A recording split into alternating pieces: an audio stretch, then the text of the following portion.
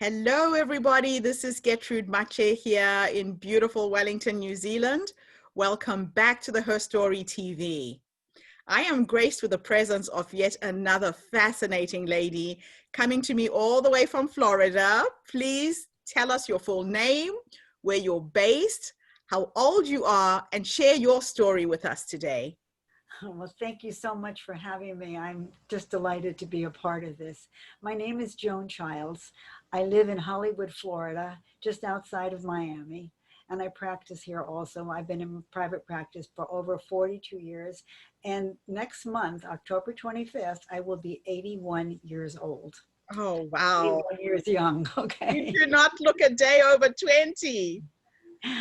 Well, I am. I mean, my body knows it. I may not look it, and I do everything I can to keep it up, inside and outside. I have the inside has got to keep up with the outside. But my story, the story that I chose to share, is one of. It was hard to select because we all, at this age, at 81, anyone that goes through the trajectory of 81 years has all kinds of issues that we can expound on, we can expand on, we can share. Yes. But I had to choose one, and the one that I chose was how I morphed my pain into purpose and passion. I had a lot of pain in my life, but the most serious, more than anything else, was the loss of my daughter. I had five children. She was my oldest, and beautiful and brilliant, a psychologist, clinical psychologist, and a master in social work. And she was always very gregarious and dynamic. And people would say when she walked into the room, they would bolt. She was very charismatic. And I would call her a drama queen, to be honest with you. She But sounded amazing. she was amazing. And I wrote the book, Why Did She Jump? My daughter's battle with bipolar disorder. My daughter, at age 34, she leaped out of a 15-story window to her death. And I never thought that she chose suicide. I believe till this day that it wasn't a conscious choice, that it was her disease, her illness, bipolar disorder, that was her executioner. I'm so And sorry to hear that. you've been through losses yourself, and I don't imagine that anybody that's listening or watching this has not been through losses. Everyone has. I say to in my in my and when I speak, I talk about adversity, and that's part of the human experience. Nobody goes through life without adversity. And death is inexorable. We're either going to lose a husband, a wife, a child, a mother, a father, a best friend, a pet. It's inexorable, it's inevitable, and it's the cascade of emotions that fall from the grief and the loss.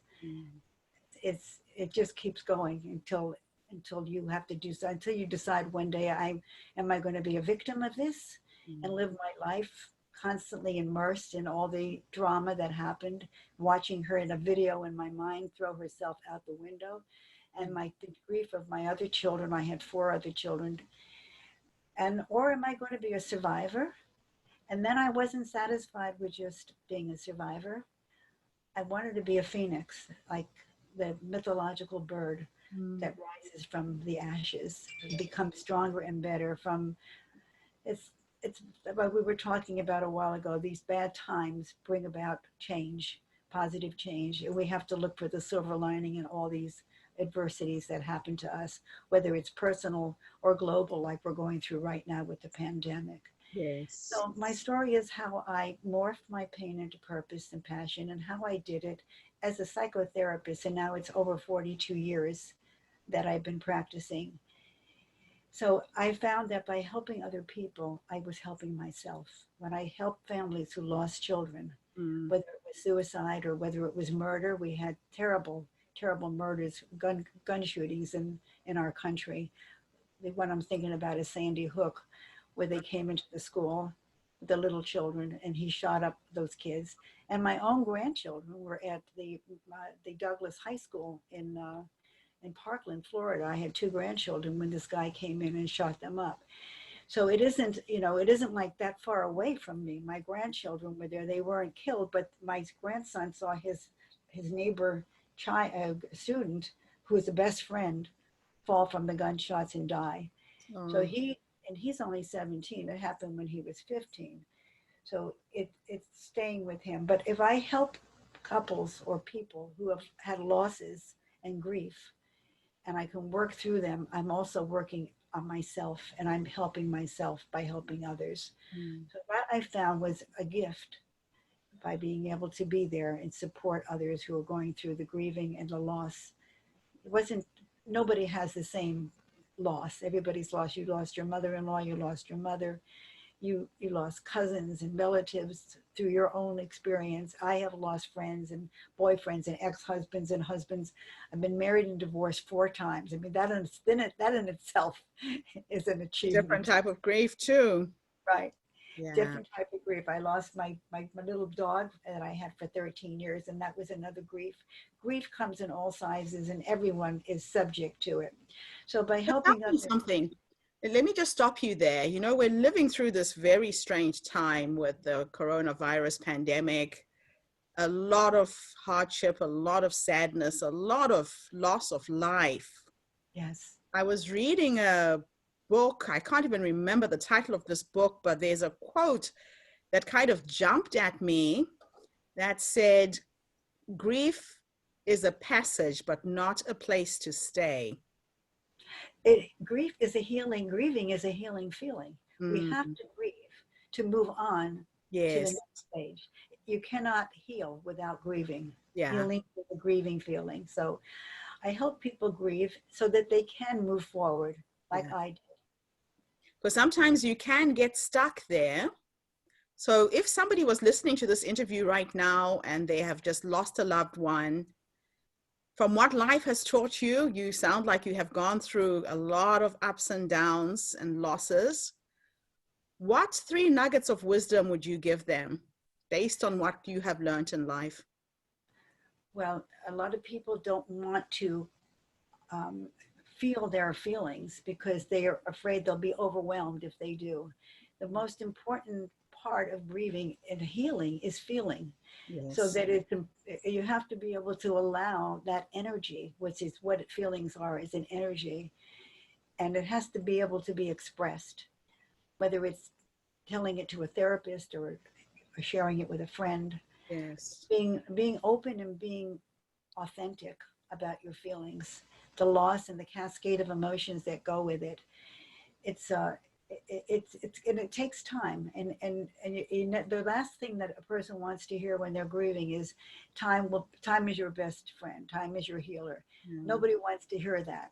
So, but in fact, it's true. You do need time to heal, but Mm. in that time, you really have to do the work.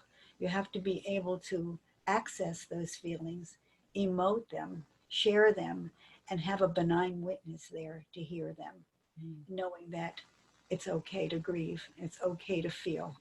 A lot of people are not in touch with their feelings. They suppress them and they're Yes. afraid of them. But I would tell them to just do the opposite. Find somebody that you can open up to, because you can't really open up to yourself. You need the brain. It's a funny thing about the brain. It's the only organ in our body that cannot self-regulate. It needs another brain to self-regulate. Um, So it's very important for people who are grieving to be able to find a safe place with a safe person that they can share their grief with, and who can help them work it through. yeah. A therapist, a grieving, I happen to be a grief therapist, and I do it every day, Mm. when I'm working. It's part of what Yeah. my life is. So I find that and I did it myself. I went to I did the breath therapy, and I went and I really worked on it with a group of other people who had lost children. I Right. didn't do that for long because I saw people there for 20 years, and I said, that's not going to be me. Mm. I'm not going to be there for 20 years. But I did it for a while to know that I wasn't alone, and people Yes. need to know they're not alone, that grieving is part of the human experience. Mm. And now we're doing it globally. And at the same time, like what your wisdom that you shared with me, that even though we're grieving so many things and we are suffering as human beings, we're also experiencing change for the better at the same time. That silver lining that you talked about. Yes. Yeah, the thing that, in Africa, which has made it very, very difficult for me to move through the passing of my mom, who died during this COVID time, is in Africa, you don't grieve alone. Our funerals are normally a week, sometimes 2 weeks long. Sure. Extended family come to the house. You're surrounded by people and you cry together. That's right. And right now, people aren't able to do that. Even if you weren't close, you're not even given the choice to be able to connect with your relatives, connect with your families. And it's a very, very difficult place for us to be. It's horrible. It's horrible because I'm Jewish, and in the Jewish religion, we have what we call a Shiva, which Yes, is a 7 day. I mean, I think the Irish have something also. They have a wake, but yes, we believe that the soul takes 7 days to ascend to yeah. heaven, and we need to have people around, and people bring food, and we share our feelings, and we talk about the deceased, the best. We celebrate the life basically, even Yes, though we're grieving.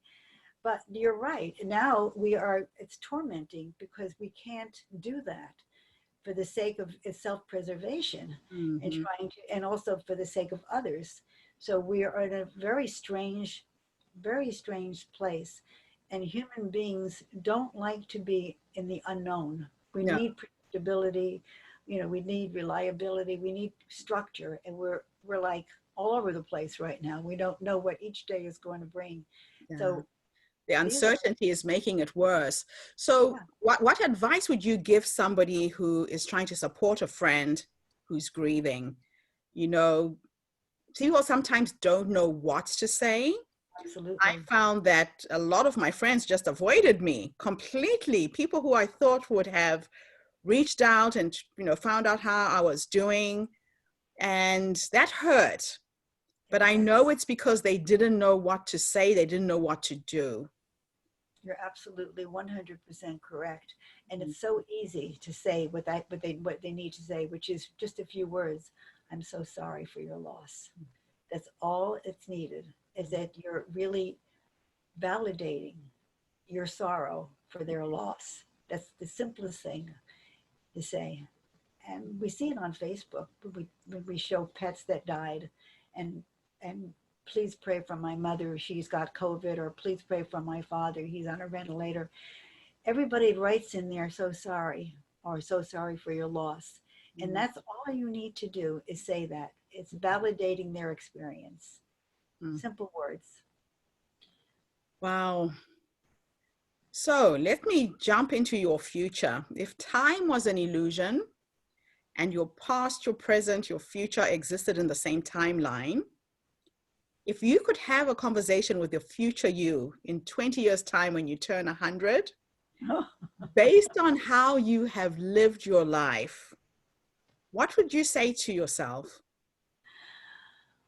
Well, I would probably say that I'm proud of you, Joan, for all of your trials, that with all the trials and tribulations that you went through, that you're a survivor, that you're a phoenix, that you chose life, and you kept moving. And I'm still doing it now at 81. I would love to be able to do it at 100.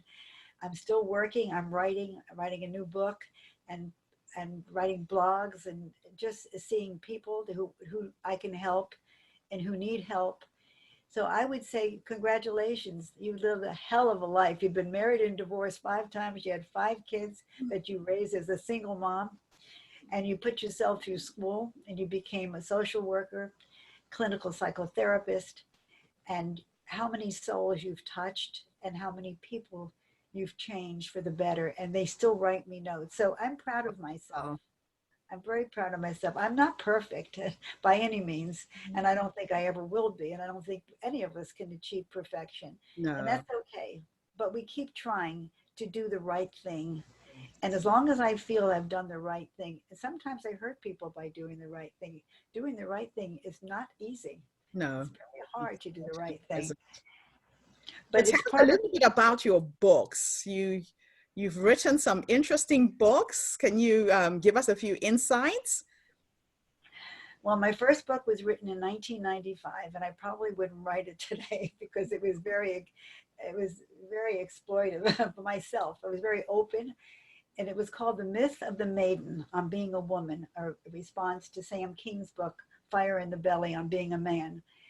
And it was about growing up in the 50s in a place that was like a little bubble, Miami Beach, Florida, where we just thought the whole world was like Miami Beach, Florida. And Miami Beach, Florida was where it was a make-believe world. We had entertainers, Sammy Davis Jr., Frank Sinatra, Judy Garland, and we were kids, and we used to go to the Fontainebleau or the Eden Rock and watch them entertain. And we lived in a very safe bubble. I was very poor, but so were all my friends. So I thought that was the way the world was until I went to high school and we had the rich people from Miami Beach meet the poor people from Miami Beach. It was like a Mason-Dixon line. Lincoln Road was the Mason-Dixon line. Everyone that lived north was rich. Everyone that lived south was poor. I grew up thinking that being poor was the way the world was until I went to high school. And all Right. of a sudden my eyes lit up and I said, oh, I want those petticoats, those horsehair petticoats and the corsets that we wore and those expensive dresses. And so, and I went out with Elvis Presley when I was in my first year of college. Oh, That's wow. that's my name to fame, or my fame to whatever you want to call it. Lasted only a weekend, but it was great. So that book was about growing up in the 50s, which was in fact the last age of innocence. And then everything from that time, we had Kennedy that was killed, and Martin Luther King and Robert Kennedy, and everything turned at that stage when Elvis shook his hips. It took us out of the Victorian age into the sexual revolution, and Yeah. from there, and then from there, I mean, he changed the world. He really changed the world. So the last stage of innocence was when I grew up. It was the I was told you get married and marry a Jewish doctor, and have, my mother said, have 5 kids. You can keep 4, and I'll have 1 because she only had 2. And I followed their doctrine. We were very obedient. And then I walked into the women's movement, having been really just trained to be very codependent on a man, not feeling worthy as a woman without a man. That was the way it was. Yeah. And I was on my own, and I had 5 kids, and I got divorced, and I had to make it, even if I had to fake it, I had to make it. Yes. That was what that book was about. It was my trajectory from going from the Victorian times into the women's movement and becoming my own person. And Yes. Sorry about that. that's okay. Second book was Why Did She Jump? My daughter's battle with bipolar disorder, which is Yes. the story of that chronicles her struggle with the illness and how we as a family grieved and how we overcame the loss. And the third book is I Hate the Man I Love, a conscious It's an relationship. interesting title. It's got a subtitle, an unconscious, yeah, a conscious relationship is your key to success. So the whole story is how to become conscious, because we do things that come naturally, and Yeah. doing things that come naturally are not necessarily healthy. There's So, things. so, and Wow. that will be released October the 11th. It's out now on ebook, but the paper book will be October 11th. Thank you for asking. I appreciate that. Fantastic. Well, we're looking forward to having you speak at the Her Story Summit. The dates for the summit, everybody, are the 30th of November to the 12th. And I believe the Miami conference will be on the 12th of December. So we're looking forward to connecting with all of you. Thank you so much, Joan, for coming online and sharing your nuggets of wisdom with us. I'm hoping that everything you've shared, especially in relation to grief and how to cope, somebody out there will hear this video, will watch you sharing your story, and be able to just reframe where they are right now and move on with their lives. So thank you, thank you, thank you. And thank you everybody for tuning in. I will be back again with yet another amazing guest. Have a fantastic day. Bye for now. Bye, Joan. Thank you. Bye.